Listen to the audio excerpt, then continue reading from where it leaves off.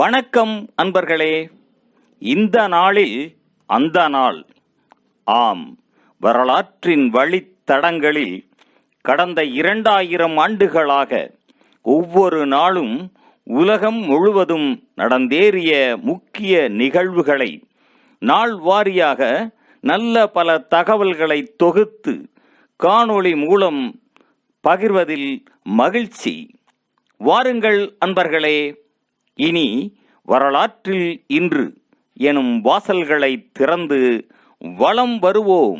வரலாற்றில் இன்று டிசம்பர் 30ஆம் தேதியில் நடைபெற்ற முக்கியமான வரலாற்று நிகழ்வுகள். கிபி 1066ஆம் ஆண்டில் ஸ்பானியாவின் கிரனாதாவில் அரசு மாளிகையை தாக்கிய கும்பல் ஒன்று ஜோசப் இப்னு நக்ரேலா என்ற யூத தலைவரை சிலுவையில் அறைந்து கொலை செய்து நகரில் உள்ள பெரும்பாலான யூத மக்களை கொன்றது. 1460ஆம் ஆண்டில் ரோசாப்பூ போர்களில் இங்கிலாந்தில் யோர்க்கின் 3வது இளவரசர் ரிச்சர்டை லங்காஷியர் மக்கள் கொலை செய்தனர். 1813ஆம் ஆண்டில் பிரித்தானிய அமெரிக்க போரில் பிரித்தானிய படையினர் நியூயார்க்கின் பஃபலோ நகரை தீயிட்டு அழித்தனர்.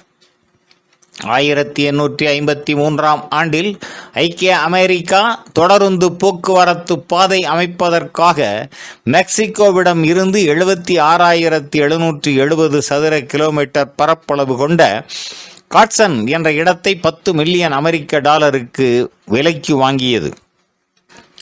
1903ஆம் ஆண்டில் சிகாகோவில் நாடக அரங்கு ஒன்றில் இடம்பெற்ற தீயினால் குறைந்தது 605 பேர் உயிர் இழந்தனர்.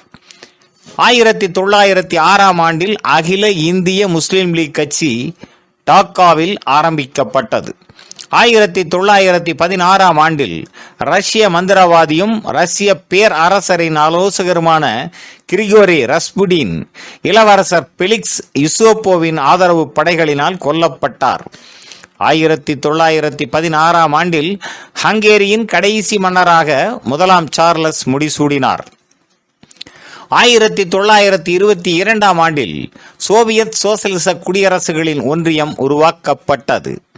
1941ஆம் ஆண்டில் மகாத்மா காந்தி இந்திய தேசிய காங்கிரஸ் தலைமை பதவியில் இருந்து விலகிக் கொண்டார். 1943ஆம் ஆண்டில் சுபாஷ் சந்திரபோஸ் அந்தமான் தீவுகளின் போர்ட் பிளேயர் நகரில் இந்திய விடுதலை கொடியை ஏற்றினார்.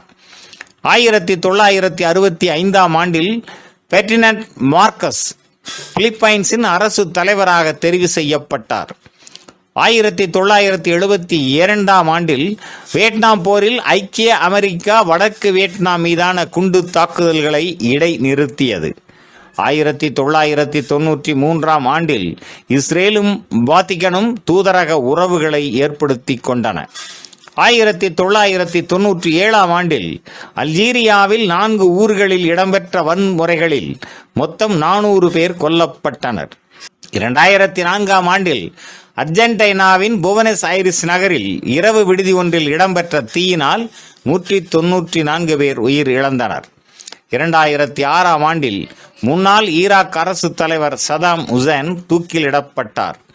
2006ஆம் ஆண்டில் நடுக்கடலில் ஏற்பட்ட புயலில் 850 பயணிகளுடன் சென்ற சினாபதி நுசந்தாரா என்ற இந்தோனேசிய கப்பல் கடலில் மூழ்கியது. 400 பேர் வரை உயிர் இழந்தனர்.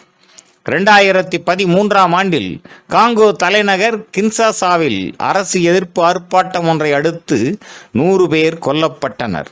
மேலும் டிசம்பர் 30ஆம் நாளானது பிலிப்பைன்ஸ் நாட்டில் ரிசால் எனும் விடுதலை தினமாகவும் அனுசரிக்கப்படுவது குறிப்பிடத்தக்கதாகும். நன்று நண்பர்களே. மற்ற நாட்களுக்கான வரலாற்று நிகழ்வுகளை பிரிதொரு காணொளியில் காண்போம். நன்றி, வணக்கம்.